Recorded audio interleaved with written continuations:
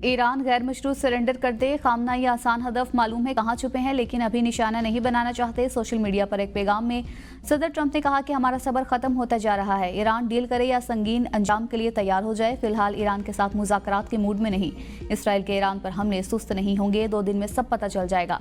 हम Iran Israel तनाज़े का हकीकी खात्मा चाहते हैं। ईरान को कहा था कि वह जोहरी प्रोग्राम पर लीड कर ले। अगर ईरान मुज़ाकरात की मेज़ पर वापस आता है तो सेनेटर जेडी वेंस या विटकोफ को ईरान भेज सकते हैं। अमरीकी सदर ट्रंप का ईरानी फिजाओं पर मुकम्मल कंट्रोल का दावा, कहते हैं कि ईरान के पास अच्छे फजाई ट्रैकर और मुतादिद दीगर दिफाई आलात थे। अमरीका के तैयार करदा हथियारों का ईरान से मुवाजना नहीं किया जा सकता। अमरीका जैसी ताकत किसी के पास नहीं।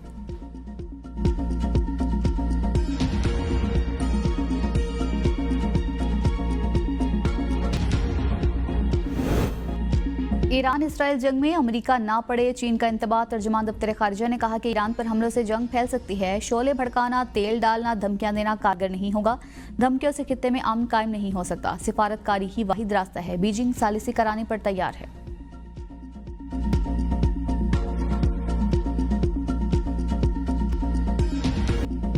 पाकिस्तान इनकलाब ने इसराइल पर नए हमले शुरू कर दिए। ईरान का पहली मरतबा नई मिसाइल का इस्तेमाल। इसराइल भर में सायरन बज उठे, लाखों शहरी बंकर्स में पनाह लेने पर मजबूर। इसराइली मिसाइल दिफाई निज़ाम कई मिसाइलों को मार गिराने में नाकाम रहा। मुतादिद इसराइली शहरी हलाक और जख्मी हो गए। ईरानी हमलों में हलाक इसराइली शहरियों की तादाद 27 हो गई, 600 से ज्यादा जख्मी। इसराइल के कई शहरों में हाई अलर्ट। ईरानी मीडिया के मुताबिक बैलिस्टिक मिसाइलों से इसराइल के फौजी अड्डे पर भी हमला किया गया। मोसाद हेडक्वार्टर तबाह होने की तस्दीक। इसराइल की सबसे बड़ी हीफा ऑयल रिफाइनरी भी तबाह। तेल और गैस की पैदावार और सप्लाई ताहाल बहाल न हो सकी। ईरानी हमलों के बाद इसराइल ऑयल कंपनी सोनॉल की तरसील में बड़ी कमी। इसराइल के जंगी तहकीकी मरकज की मुतादिद इमारतों को बराह रास्त निशाना बनाया गया। एक अहम तजर्बा गाह मुकम्मल तौर पर मलियामेट हो गई। ईरानी वजारत दिफा का कहना है कि दुश्मन इसराइल तवील जंग का मुतहम्मिल नहीं हो सकता। ईरान इसराइल को हैरत ज़दा करता रहेगा। ईरानी वज़ीर दाखिला कहते हैं कि ईरान के मिसाइल ज़खायर तबाह करने के इसराइली दावे बेबुनियाद हैं। हमने अब तक अपने जदीद मिसाइल इस्तेमाल ही नहीं किए। हम तवील जंग के लिए पूरी तरह तैयार हैं।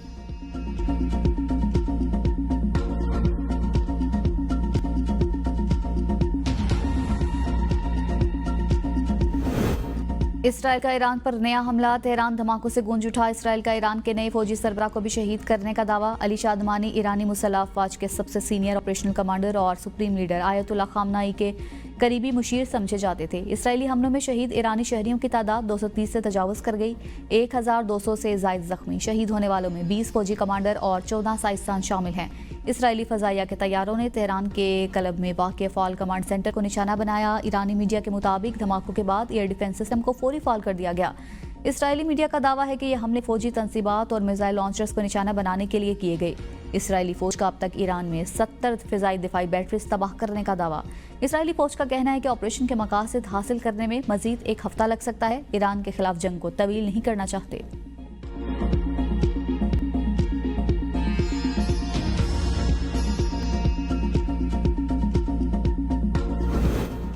इसराइल आलमी कवानीन की धज्जियां उड़ाने लगा। ईरान में सिविलियन मीडिया हाउसेज और अस्पताल निशाने पर रख लिए।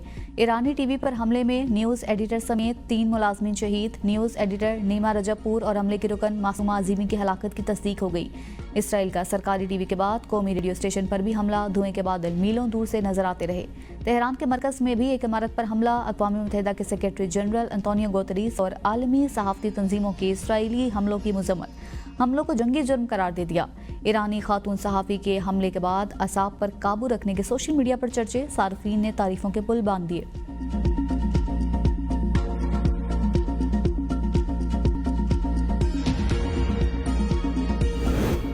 ईरानी हमलों के बाद इसराइल में सूरत हाल खराब। चीन समेत मुतादिद ममालिक की अपने शहरियों को मुल्क छोड़ने की हिदायत। चीनी वजारत खारजा का कहना है कि शहरी ज़मीनी रास्ते से उर्दन मुंतकिल हों, जहाँ से उन्हें चीन लाया जाएगा। जर्मनी ने ज़मीनी रास्ते से शहरियों का इनखला शुरू कर दिया। ईरानी हमलों के बाद इसराइली शहरियों का भी मुल्क से इनखला जारी।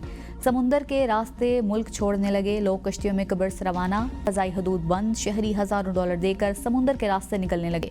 बैरूनी ममालिक से आने वाले 1 लाख से ज़ायद शहरी भी इसराइल में फंस गए। इसराइल का कहना है कि जंग बंद होने के बाद गैर मुल्की शहरियों को वापस भिजवा दिया जाएगा।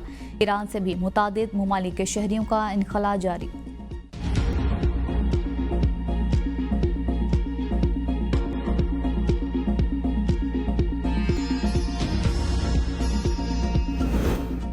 ट्रंप ईरान के खिलाफ जंग में शामिल होने का फैसला कर सकते हैं। अमरीकी नायब सदर जेडी वेंस का दावा। कहा, डोनाल्ड ट्रंप सिर्फ अमरीकी मकासद के हुसूल के लिए ही अमरीकी अफवाज का इस्तेमाल करेंगे। डोनाल्ड ट्रंप आज सिचुएशन रूम में सिक्योरिटी हुकाम से मुलाकात करेंगे ताकि आइंदा का लाएअमल तय किया जा सके। ईरानी वजीर खारजा अब्बास अरागची कहते हैं कि अगर ट्रंप सिफारतकारी के लिए संजीदा हैं और ये जंग रोकना चाहते हैं तो इसराइल की जारियत रोकना होगी। वाशिंगटन से एक कॉल में नेतन्याहू जैसे शख्स को खामोश कराने के लिए काफ़ी है। ईरानी वजीर खारजा का फ्रांस, बरतानिया और जर्मनी के हम मनसबों को टेलीफोन इसराइली हमलों को सफारतकारी के लिए धचका करार देते हुए कहा कि ईरान सफारतकारी के लिए संजीदा है और मुज़ाकरात का रास्ता कभी तर्क नहीं किया, लेकिन इस वक्त तवज्जो इसराइली जारियत का मुकाबला करने पर है। कतरी वजारत खारजा का कहना है कि ईरान में तवानाई की तनसीबात को निशाना बनाना काबिल मुजम्मत, इसके असरात तेल की कीमतों पर पड़ेंगे। हम ईरान और इसराइल के माबेन तनाज़े को कम करने के लिए हर मुमकिन राबते कर रहे हैं।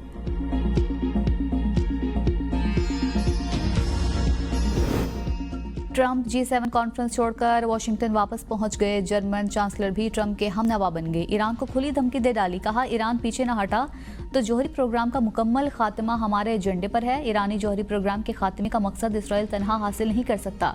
ईरान बाज न आया तो तबाहकुन कार्रवाई होगी। इसराइली हमले में ईरान की एक जौहरी तंसीब को नुकसान पहुंचा, 3 महफूज रहीं। आलमी एटमी तवानाई एजेंसी की ताज़ा रिपोर्ट के मुताबिक सैटेलाइट से हासिल की गई तस्वीर से साबित होता है कि इसराइली हमलों में ईरान के इस्फहान और फर्दू जौहरी तंसीबात को कोई नुकसान नहीं पहुंचा। ताहम नतान्स में जौहरी तंसीबात को नुकसान की तस्दीक हुई है। आलमी जौहरी तवानाई एजेंसी हाई रेजोल्यूशन सैटेलाइट तस्वीरें जारी कर दी। IAEA ने मजीद शवाहिद की निशानदेही की जो नतान्स में ज़ेर ज़मीन अफसोदगी हौज पर बराह रास्त हमलों की निशानदेही करते हैं।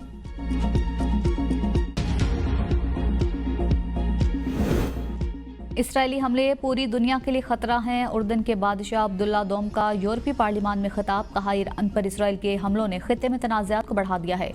उर्दनी बादशाह ने कहा कि जैसे जैसे इसराइल ईरान पर हमलों को बढ़ाता रहा है, जंग का दायरा बढ़ता चला जा रहा है। बिलाखिर ये तनाज़ा ख़त्म होना चाहिए। ईरान पर इसराइल के हमलों के दरमियान कोई नहीं जानता कि ये जंग कहाँ तक फैलेगी।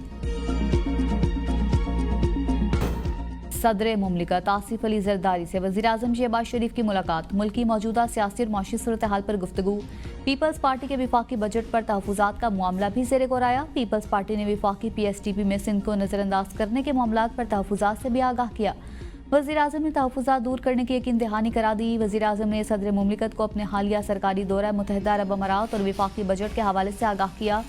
सदर मुमलिकत ने कहा, विफाकी बजट में आम आदमी खुसूसन मेहनत कशों और कम आमदनी वाले तबकात के फलाह बहबूद को तरजीह दी जाए। बजट में तनख्वाहदार, पेंशनर्स, मजदूर और पसमानदा तबकात के मसाइल के हल के लिए मौसर इकदाम की ज़रूरत है। रोज़गार के मौके पैदा करने, गरीब और कमज़ोर तबकात की मुआवनत के लिए समाजी तहफ़्फ़ुज़ की स्कीमों को फ़रोग़ देने की ज़रूरत है।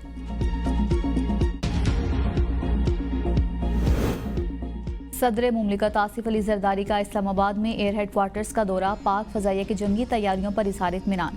पाक फ़ज़ाइया के सरबराह air chief marshal Zaheer Ahmed Babar Sidhu से मुलाकात में कहा, एयर चीफ की मुदबराना क़यादत ने फ़ज़ाइया को जदीद टेक्नोलॉजी से लैस किया। खत्ते में ताकत का तवाज़ुन असर-ए-नौ तरतीब हुआ है। पाक फ़ज़ाइया तकनीकी और तस्वीराती मैदान में सबसे आगे है। हुकूमत की जानिब से पाक फ़ज़ाइया को हर मुमकिन ताउन की यकीन दहानी।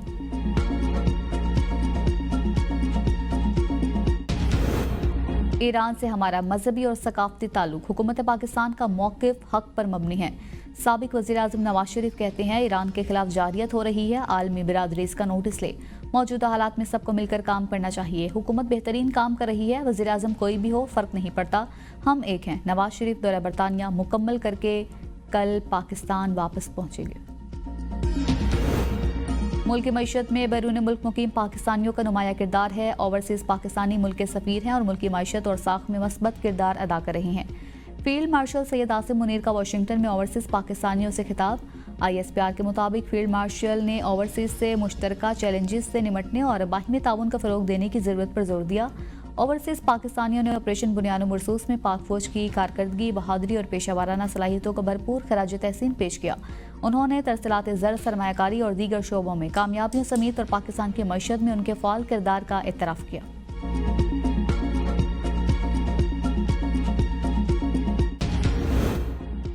FBI कमिश्नर्स को गिरफ्तारी के इख्तियारात देने के फैसले में बड़ी तब्दीली। कमिश्नर की बजाय गिरफ्तारी का फैसला कमेटी करेगी। वज़ीर ख़जाना मोहम्मद औरंगज़ेब ने कायमा कमेटी बराए ख़जाना को आगाह कर दिया। कहा, वज़ीर-ए-आज़म के साथ इजलास में टैक्स फ्रॉड पर गिरफ्तारी का बगौर जायजा लिया। वज़ीर-ए-आज़म की हिदायत के बाद अब कानून में 4 अहम तब्दीलियां की गई हैं। ग्रेड 21 के 3 अफसरान पर मुश्तमिल कमेटी टैक्स फ्रॉड के मामले पर गौर करेगी। कमेटी मुतमईन हुई तो वो कमिश्नर को गिरफ्तारी का इख्तियार देगी। टैक्स फ्रॉड में गिरफ्तारी के लिए कम से कम 5 करोड़ रुपए की रकम होना चाहिए। मुलजिम को गिरफ्तारी से कबल 3 बार तहकीकात में शामिल होने का नोटिस दिया जाएगा। गैर कानूनी सिगरेट्स के फरोख्त बारे चेक एंड बैलेंस निज़ाम नाफिज का ज़िला इंतजामिया को इख्तियार देने पर कमेटी का तहफ़्फ़ुज़ात का इज़हार। कहा, इससे रिश्वतखोरी का नया बाजार गर्म होगा।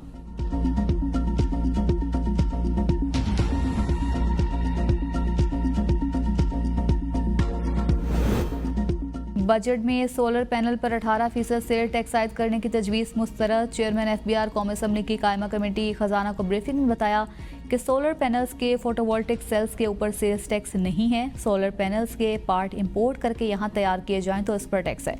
सोलर पैनल्स पहले बहुत महंगे थे, अब काफ़ी सस्ते हो चुके हैं। चेयरमैन कमेटी सैयद नवीद कमर ने कहा, तमाम सियासी जमातों ने ऐवान में सोलर पर टैक्स की मुखालफत की।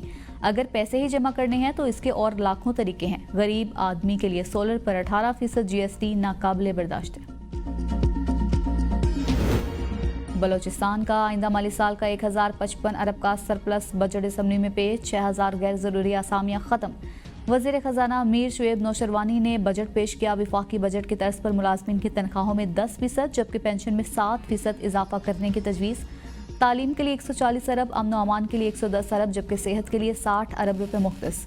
गैर तरक्याती बजट 830 अरब, तरक्याती मनसूबों के लिए 220 अरब से ज़ायद रकम मुख्तस करने की तजवीज़। वफाकी महसूलात की मद में बलोचिस्तान को 740 अरब से ज़ायद रकम मिलने का इम्कान। आइंदा माली साल 2025-26 का कुल बजट हजम 1020 अरब रुपये मुकर्रर। बलोचिस्तान काबीना ने आइंदा माली साल 2025-26 के बजट की मंजूरी दे दी।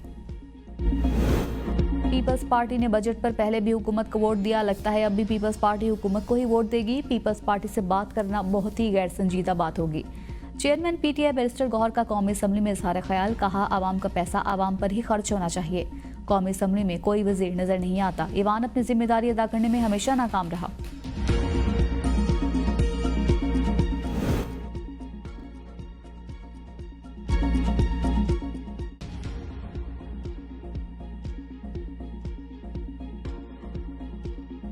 सेनेट इजलास में कायदे इस पे इख्तिलाफ। शिबली फराज और वजीर कानून में तल्ख कलामी और तकरार। शिबली फराज ने कहा, कायदे इस पे इख्तिलाफ बात कर रहा है और वजीर कानून मुदाखलत कर रहे हैं। आजम नज़ीर ने कहा, आप खुदा के अवतार तो नहीं। शिबली फराज बोले, आप भी अवतार नहीं, माहौल खराब ना करें। कौमी असम्बली में भी पीपल्स पार्टी और MKM के अरकान के दरमियान सख्त जुमलों का तबादला। जावेद हनीफ ने कहा, तुम लोगों ने कराची को यतीम किया हुआ है। शाजिया मरी ने जवाब दिया, कराची किसी के बाप की जागीर नहीं, वो सिंध का शहर है, हमें कराची से इनसे अलग नहीं करना। बानी PTI ने एहतजाजी तहरीक 2 हफ्तों के लिए मौखर कर दी। बानी PTI की बहनों नौरीन नियाजी और उस्मा खान ने मीडिया से गुफ्तगू में कहा, बानी ने एहतजाजी तहरीक आलमी हालात की वजह से मौखर की। ईरान इसराइल पर बानी ने कोई बयान नहीं दिया। बानी का इसराइल के बारे क्या मौक़िफ़ है सारी दुनिया जानती है। बानी PTI ने कहा, पाकिस्तान को इस वक्त मुत्तहिद होना चाहिए। फाटा के जमशुदा अजला के लिए 35.97 अरब रुपए का तरक्याती फंड जारी। वफाकी हुकूमत रवामल साल के दौरान अब तक 42 अरब रुपए से ज़ायद के तरक्याती फंड्स जारी कर चुकी। शमसी तवानाई से 1,20,000 घरों को बिजली की फराहमी के लिए 13.5 अरब रुपए मुख्तस। पुलिस स्टेशन, चौकियों और लेवीज की बेहतरी के लिए 7 अरब रुपए मुख्तस। वफाकी वज़ीर एहसन इकबाल का कहना है कि जमशुदा अजला की तरक्की वफाकी हुकूमत की अवलीन तरजीह है। फंड्स की निगरानी आला सतह की स्टीयरिंग कमेटी करेगी। वज़ीर आला खैबर पख्तूनख्वा कमेटी के सरबराह होंगे।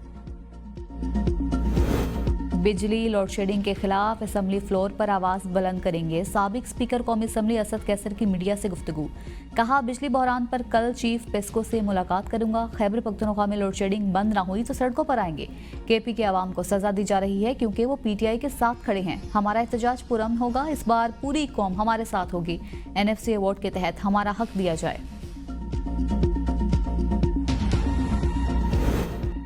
पाकिस्तान समेत 21 ममालिक ने ईरान पर इसराइली हमलों को मुस्तरद कर दिया।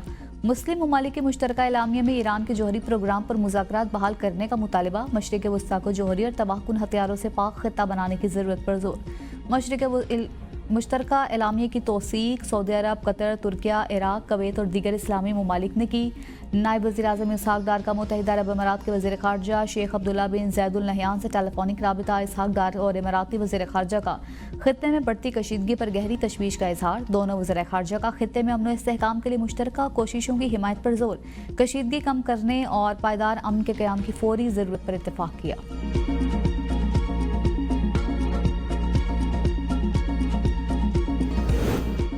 ईरानी सरकारी बैंक सिपा बैंक पर इसराइल का साइबर हमला, ऑनलाइन सर्विसेज मुतासिर।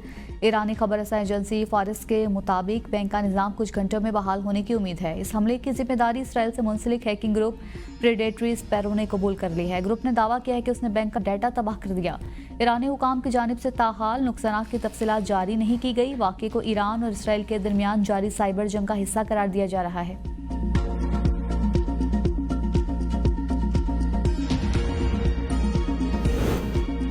ईरान फौरी तौर पर एटमी हथियार बनाने के करीब नहीं था। इसराइल ने ईरान पर हमले के लिए झूठा जवाब गढ़ा। बरतानवी और अमरीकी सहाफ़ियों ने इसराइल का झूठा दावा बेनकाब कर दिया। बरतानवी निजात ईरानी सहाफ़ी और CNN की मेज़बान क्रिस्टिन इमानपोर ने कहा है कि नेतन्याहू दहाइयों से ईरान पर हमले के ख्वाहां थे और कभी डिप्लोमेसी पर यकीन नहीं रखते थे। सदर ट्रंप वाहिद अमरीकी सदर थे जिन्होंने इसराइल को ईरान पर हमलों की इजाज़त दी। बाकी सदूर ने हमेशा एहतियात बरती। ईरान न्यूक्लियर डील के लिए पुरुमीद था, मगर डिप्लोमेसी को नज़रअंदाज करते हुए अचानक हमला कर देना एक खतरनाक रविश है। मारूफ बरतानवी निजात अमरीकी सहाफ़ी मेहदी हसन ने कहा कि ईरान की तरफ से यूरेनियम मफसूदगी की जिम्मेदारी ट्रंप पर है। जिस वक्त ट्रंप ने ईरान के साथ आलमी मुआहदा ख़त्म किया, उस वक्त ईरान मुआहदे की पाबंदी करते हुए 4% से कम यूरेनियम मफसूदगी कर रहा था। मशरिक़ वुस्ता में असल खतरा इसराइल है।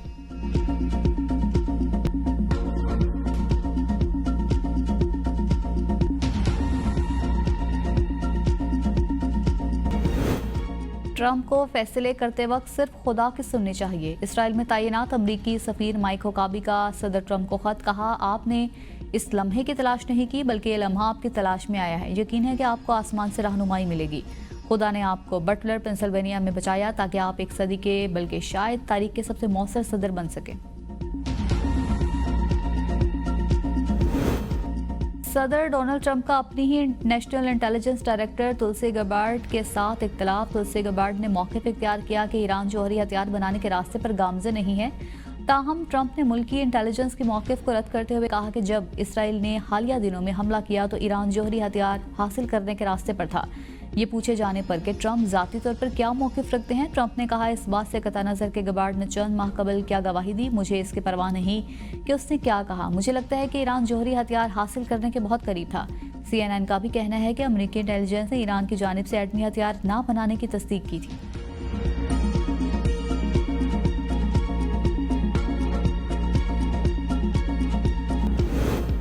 कश्मीर पाकिस्तान की शहरग है। भारतीय स्ट्रेटेजिक मफरूज़े हमेशा के लिए ज़मीन बोस कर दिए। DGISPR लेफ्टिनेंट जनरल अहमद शरीफ का जिना यूनिवर्सिटी कराची में तलबा से इजहार ख्याल। कहा, फितनाल हिंदुस्तान के दहशतगर्द बलोचिस्तान को पाकिस्तान से जुदा नहीं कर सकते। बलोचिस्तान की अवाम मजहब, सकाफत और रवायत में पाकिस्तान के साथ बंदी है। ऑपरेशन बुनियानी मुरसूस में तलबा और तालिबात ने कलीदी किरदार अदा किया। तलबा का मार्का हक में कामयाबी पर पाक फौज को खराज तहसीन। कहा, अवाम और अफवाज का रिश्ता मजबूत था, है और रहेगा।